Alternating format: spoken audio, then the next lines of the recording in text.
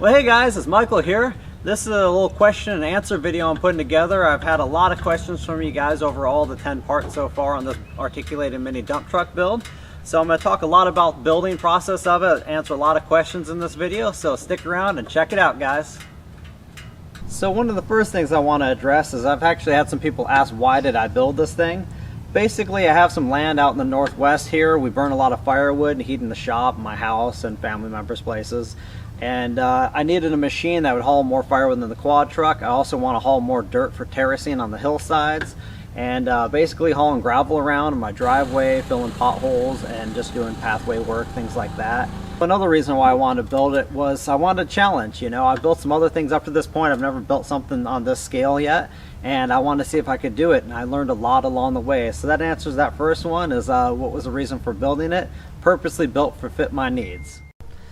So some other people want to know what car parts I use on this thing for the main drivetrain. And basically I started off with a 1997 Subaru Legacy wagon, 5-speed manual. And the reason I did that was I tracked one down through a friend for 150 bucks. That was one of the biggest reasons. It was affordable. If I found a small Suzuki Sidekick for 150 bucks, I would have started off with that. Basically just working with what I could get for super cheap. And the transaxle system's pretty compact, and I think it worked out really well. The CV joints are very forgiving for re-welding and things like that. I didn't have any solid axles. I had to shorten up like rear diffs on a truck. Pretty good setup. If I had the choice again, I'd probably run another Subaru just because it really wasn't bad to adapt. But that's definitely the car I used, and I wouldn't be hesitant to use a solid axle off a little truck or something like that either, but just kind of work with what you got. I've had some people telling me I should have used that specific vehicle for their reasons. I'm going to use whatever's affordable to me, basically. $150 for a whole drivetrain, that's the way to go. People want to know the weight of this machine, and right now I can just basically guess. I think it's between 1,200 and 1,500 pounds. By the time the series is almost wrapped up, when we get this thing almost finished, I'm actually going to take it up to a gravel pit and take it on the main truck scale, and we can fully weigh this thing and find out for sure. But I think that estimated weight's between 1,200 and 1,500 pounds. So I've had a lot of people concerned about the weight of the machine, that I really need to watch the weight, that it's going to be too heavy. And to me, the added weight is what I was striving for. It's a bonus for this machine. You can have all the traction in the world, but if you don't have that ground force weight, you're just going to spin out like you're trying to tow a log with a four-wheeler. You could have great tires and plenty of horsepower. It's just going to spin on the ground. I've learned that from experience. My tractor is probably about 2,500 pounds, and I'm basically scaling this to be a mini dump truck in the same size and footprint of my tractor, same width and everything like that. And I want it to be robust enough like my tractor. So the weight is added bonus for me, and that's why I've built everything a little extra stout. I want it to hold up for years to come, and I want that extra weight for towing things. If without that weight, you're not going to tow much. So I've had a lot of people suggest that I needed a bigger engine in here. And I've had other people suggest I should have put a diesel in here. We'll get to the diesel topic in just a moment. First, I'm going to talk with you guys. This has a 420cc Predator engine in here. Basically, you can go to the store if anything catastrophic failed on this engine. I can pick up a brand new engine ready to bolt in for 400 bucks. I like that. It's kind of modular. Plus, if I don't like a Predator, I can always bolt a Kohler or anything else like I want into here. Why such a small engine? Because I knew the horsepower is capable to move all this stuff, no problem. It's all about gearing. I don't need a V-twin in here. Yeah, cool factor, but basically it takes up more room in a small engine bay. Things get more cramped and compact. I also really enjoy engineering around small engines. If you guys see my quad truck, that's moving like probably after it's tricked out, probably has 7-8 horse, and it moves 500 pounds worth of gravel in it. So I kind of like the engineering aspect of making a machine like this and powering it off a fairly small engine. No more horsepower than that's needed. Now, to cover the diesel side of things, I actually had a 2-cylinder diesel a friend would have given me, but it was really bulky, heavy, and you got to deal with clutching it. I would have had to engineer to use the flywheel and clutch off the Subaru, which isn't a big thing, but I would have had to go that route. And I know this 12 horsepower engine is coupled to a 12 horsepower rated centrifugal clutch, so get the gearing right, it's completely capable of it. Another clutch is 50 bucks and about 20-30 minutes to install. Simple. I like to go simple a lot of times. Another reason I didn't want diesel in here, I think a lot of people think it's a cool factor and extra rugged. I like diesels. I got a diesel truck in my F-250, and I got an 18 horsepower diesel 2-cylinder in my tractor. But what I don't like about diesels is, especially on my tractor all day, is that hard slamming sound you're hearing from those diesels clattering away all day, close proximity to the engine. And one thing I'm never going to do on here is put a stack on it for a few reasons, but I'm smelling that diesel all day when that tractor's running. I've got off the tractor at the end of the day and felt kind of nauseous when breathing all that exhaust. Of course, breathing exhaust from a gas engine isn't good either, but I just don't notice it as much. That oil really permeates your clothes and just kind of, I don't really like smelling that exhaust from the diesels that much. So that's my own personal reason why I just chose to go for a gas motor. I just wanted it for this build to keep it simple. A few more topics I want to bring up about the diesel. Basically, you take a 22 horsepower diesel engine compared to a gas 22 horsepower engine. Diesel is going to have a lot more torque and probably last a lot longer. But the biggest things are like the actual physical size. The diesels tend to be a lot bigger and tend to be a lot heavier than the gas. So gas is compact. I've had a few people say for the $400 spent on this, I could have got a 3-cylinder Kubota used, a Kubota engine, and I'm not sure where they live. I don't find any Kubota engines for that price range anywhere around here. So unless you're getting a deal through a friend, that's just not something you get online and find. Another thing, I've had some people suggest I should put a stack on it. I have a stack on my tractor, it came that way, and it's really prone for going through the woods, getting hit by branches, putting a lot of stress on the exhaust manifold.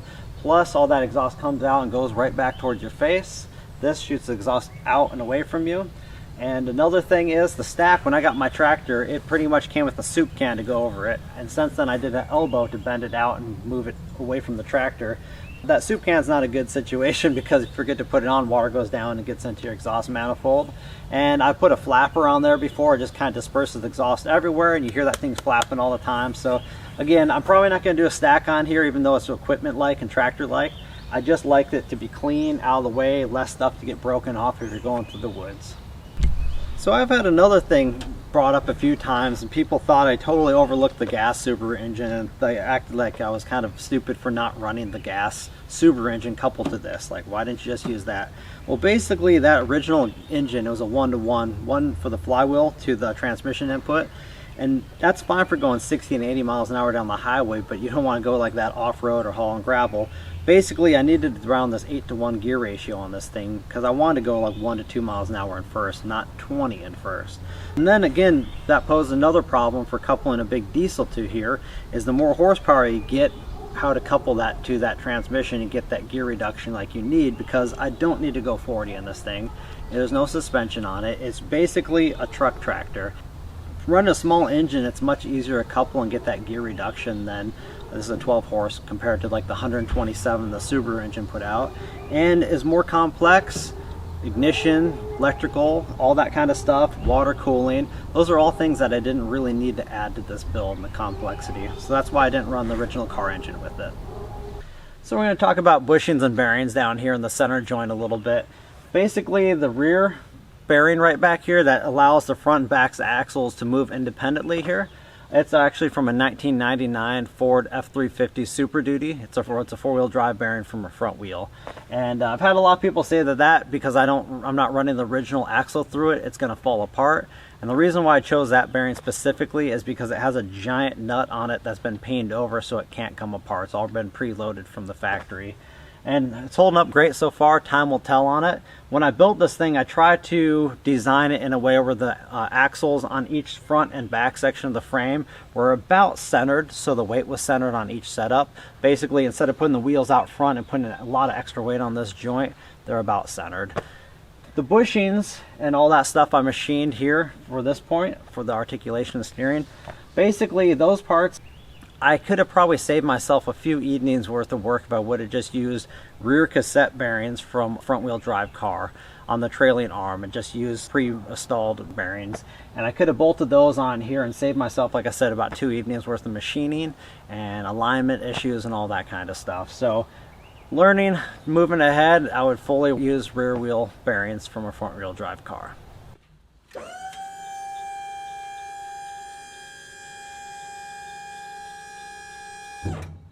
So I've had a lot of people suggest welding out the rear diff, and some people suggest not welding the rear diff. And basically what I chose to do was make my own homemade limited slip rear differential here. One of the main reasons was because this is a stock rear differential for that front transaxle. I knew the gear ratio was right. It's going to be hard to find one at a wrecking yard. This cost me about $100. But basically I want to prove the concept and try it out. It was a kind of experiment for me, and actually works really well. By like 2 minutes I can have this working like a full open diff, and within another minute or two I can have it locked out, so it's a pretty aggressive limited slip. So basically I like experimenting along the way. If you don't experiment along the way on a project like this, you don't learn much. This worked really well. I may adapt it to the front diff as well, but I learned a lot, and it only cost me about $100. That's one of the reasons why I did this external limited slip. So one other thing while we have the bed up I want to point out is this hydraulic cylinder. It's offset from the frame, not centered. It's off about 4 to 6 inches to one side. Some people are really concerned about that tweaking the bed. Keep in mind this is a small dump truck. The bed's about 50 inches by 60 inches, so it's not something that we're actually hauling around tons and tons worth of soil or gravel in. So keeping it kind of realistic. Plus that cylinder cost me $120. Some people suggested that I should have put 2 cylinders on here. It would have been overkill for lifting capacity. As we know, this one lifted 1,700 pounds worth of gravel in the last episode without an issue. Another reason why I offset it was basically it's all compact back here. You got the rear differential, you got the drive line, the parking brake, the center line brake. I couldn't run it down the center and actually have much lifting capability with this system. People suggested scissor lift. I didn't want to spend 2 or 3 days worth of engineering that. Just a direct hookup on here was simple enough for me. That's kind of why I went this route. So I've had some people suggest why didn't I run a CV transmission on a variable speed on here, and I like the CVs. They work really well, but one of the biggest things for a CV that's rated for 12 horsepower and around that range, they're actually pretty expensive, about $250. It was going to be a large pulley that I was going to have to fit in here. It could have been done, but it would have just really changed up my plan early on. And keep in mind, when I started on this thing, I didn't know how it was going to really work, and I didn't have like major blueprints I was following. I was just designing it as I went along. And yeah, I could have probably made the CV work. One thing about this is this centrifugal clutch is about $60 it ever burns out. It's a needle bearing one as well, so they hold up a little better. Basically every time if you're slipping the clutch, you're slipping actual friction pads, and on a CV the actual part that's clutching when you engage the throttle is actually the rubber belt, and they tend to kind of wear out a little faster. And I chased that problem around on my mini bike before, and I didn't want to chase that problem around on here. And another thing is I would have had to fit a really large drive pulley in here, and I could have done it, but between cost and engineering that into here, it would have been nice to have a variable speed per gear selected. Ideally that would have been nice, but it would have been at the cost of switching out belts more often and burning them, and I just didn't want to deal with that. Maybe down the road I'll modify it if I feel like it, but for right now this 8-to-1 gear ratio works fine. Now that we're talking about the drive system, I want to mention one other thing. I've had a lot of people suggest that I should have just done a hydrostatic drive on here, and that's great if you have all the components or if money is not a factor to you at all, but this is self-sponsored. I paid for all the parts and pieces on this machine, and not only time put into it, but like the cost of building it. And unless I just had free hydrostatic gear, it costs a lot of money to buy. If I got lucky enough to salvage it, great, I would have used it. But I'm also building this thing to kind of be realistic. If anyone's following along and they get inspired by this build, I didn't want to be slapping on $3,000 worth of hydraulics and saying like, this is what I got, money is not an issue, I'm going to throw these $3,000 worth of drive hydraulics on here. That would have been great, but that's not me. I'm on a budget here. It makes the build more realistic for you guys to follow along. I've had a lot of people get inspired and they want to build something like this. You can see what I've done, what I've learned. If you have the hydraulics, go for it. If you don't, you see 8-to-1 gear reduction works pretty well. So just kind of want to wrap that up and talk about the budget pretty much on this machine. I've been trying to stay within an imaginary budget I had on here. I was hoping originally to start off and not spend more than $1,600 to $1,800. I'm way over budget from that. I was hoping to give you guys a real price on this thing, on this build. I haven't been able to calculate it all just yet. I will at the last bit of the video on our final build of this series. I'll have a full price on what it cost me, but I'm estimating I'm around probably $3,000 to build this thing. But keep in mind that's a full set of new tractor tires for this thing. That was a $400 engine, a lot of metal, different things like that. But granted, pretty much one of the most expensive things, even though I salvaged a lot of the components, were the hydraulic for the hydraulic steering. Buying those fittings and hoses and all that stuff, and I'm not done with it yet because I actually tracked down an orbital steering valve, a different one that's matched with my hydraulic pump, and and I still need to buy some spool valves because right now I'm using electric hydraulic for dumping the bed, and I actually want to do a snowplow on the front of this thing as well. So I'm still not out of the woods on the hydraulics yet, but they're very expensive to start working with those things. So talking about a blade just a moment ago on the hydraulics, I do plan to do a hydraulic blade up front here. Not for pushing dirt, that would be cool and all, but I have a tractor that's much better set up with a bucket and a box blade on the back. That's more robust for pushing. It's really designed for that. This thing is designed for hauling dirt, and I'm going to push snow with it, but that's what I'm going to limit it at. I want to be able to take it off in the summertime and put it on in the winter because I don't want this thing hanging around and hitting embankments and hitting brush and getting snagged on it. So basically just a snow plow for this machine. This is pretty self-explanatory now, but I've had probably a few hundred comments over the last 10 parts of this video that either I have to get ROPS, rollover protection, on it, or am I going to? And the answer has been yes all along. Basically, I think in the first or second part, I determined that I was going to leave enough room on the frame so I could hopefully put a cab on here. And if I'm going to put a cab on here, of course, I don't want that thing crushing over and killing me. So basically, I always had planned into building rollover protection inside the cab, and all things have to come in stages, you know. I can't do that in the first video because I didn't know where everything's going to fit, and people got to be understanding and realistic about it. I'm doing all these things when they make sense to me for what point of the build, and every time I shoot a little video, I'm going to basically driving it a little bit to show you guys how it's functioning so far. I'm not running it day in and day out. It's in my shop so I can keep welding on it. But as you guys can see right here, I started on some ROPS recently, and this is going to be all for a heated cab. We get a lot of rain here in Washington. This is just the beginning stage. I got a lot more bracing to do. I'm going to do Lexan windows on it. It's going to be pretty nice. It's going to be nice to have a heated cab in the middle of winter. We've been freezing on my tractor, plowing way late into the night when we get a few feet of snow, and much safer too with the rollover protection. So to cover a few more questions, people wonder what I was doing for brakes on here, and if you missed some of those episodes, I got stock Subaru front rotors and calipers up front here, and I made a custom line brake, center line brake for the rear. So I got rid of the old brakes on the back were drum and they were frozen up, the cables were frozen up. I didn't want to go through and rebuild them. It just seemed way more complicated, especially dealing with the dual parking brake cables with the articulation joint.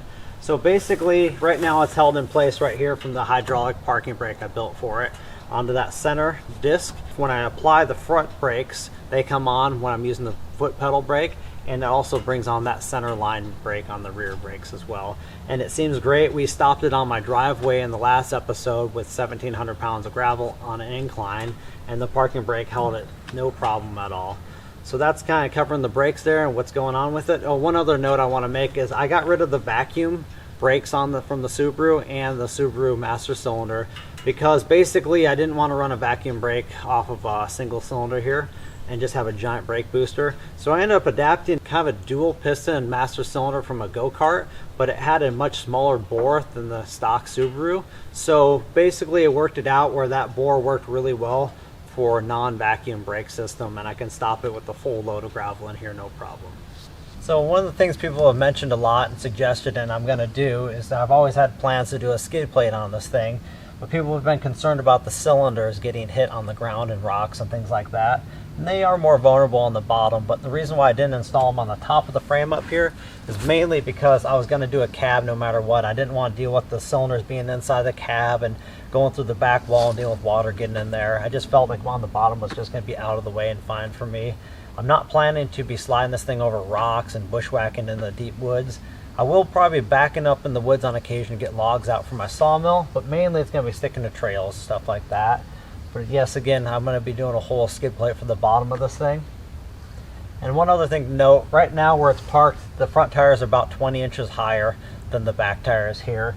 It's a quick little rise, and I still have 6 to 7 inches of clearance on the cylinder. So as long as you're a little cautious, you're not going to really hit them that often. And if I have a skid plate, it won't be a problem. So another question I've had asked quite a bit is why no suspension? I needed suspension on it, as people think. Suspension would have been nice for a nice smooth ride, but it's not that necessary for what I'm doing with this thing. Keep in mind, I built this thing purposely built. It's basically a tractor dump truck. And my tractor, for instance, doesn't have suspension. Most tractors I've ever seen do not have suspension. I don't think I've ever seen a log skidder with suspension. Basically, my tractor is pretty unstable the way it is. because it has a solid rear axle and a solid front axle that pivots in the center, so it makes the tipping points kind of like a triangle, and it makes it very tippy when you're moving off camber and things like that. This thing is far more stable for moving off trail and side hilling and stuff like that, because the axles stay independently connected to the ground. It pivots in the center. It just really rides over the terrain really well. And I would take this thing in much steeper off camber terrain in the woods than I would ever try to take my tractor in it. So this thing does a lot better than my little tractor does. My little tractor, it's way too tippy to go off trail like this. You feel like you can roll it instantly. This thing's a lot more planted, gets better traction, hooks up better. Just driving through the brush here, there's some trees down. I think I hit a stump in the ground here, so we're gonna fire it up and see if this thing backs up the hillside and see how it does.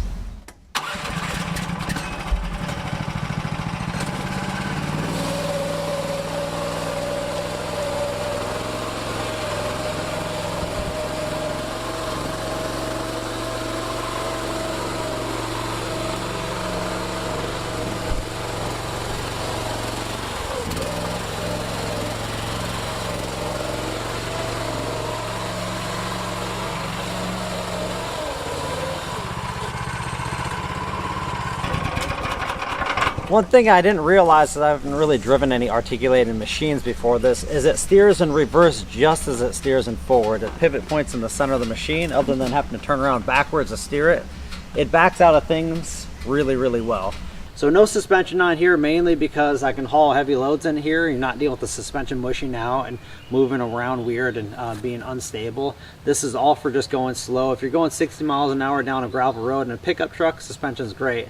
When you're doing 10 miles an hour around the trails or less, probably hauling gravel in here 4 to 5 miles an hour, basically no suspension, just fine. So you know, I put the suspension seat on here and I can air out down the tires a little bit and lower the tire pressure. Basically, it's just a tractor truck. That's all it is.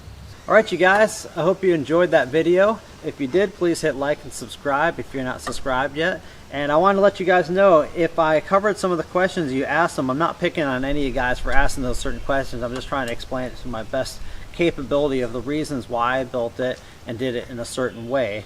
Basically, if I had endless supply of money on this project, I would have probably done things a lot different.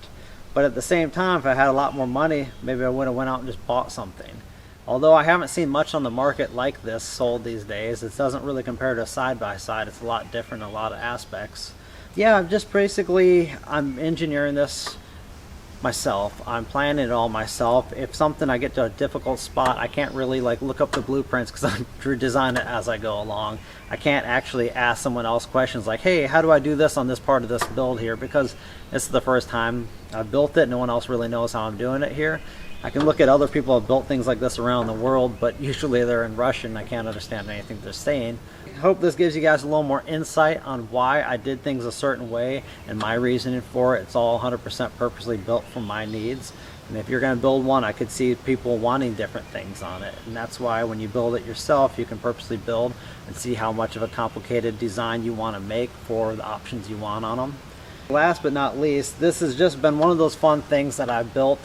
It was a little bit beyond what I felt comfortable with building, and I think that's a good thing sometimes, because every time you challenge yourself, you learn more. I got into a few locations where I kind of had to redesign some things on it along the way, but I've learned a lot on this build, and I'm ready for the next build later on. I'm going to work on actually a side-by-side, a rugged side-by-side next after I get done with this one, but I'm still compiling parts and things like this, and we still have quite a few more videos to finish this thing up 100% before the fall.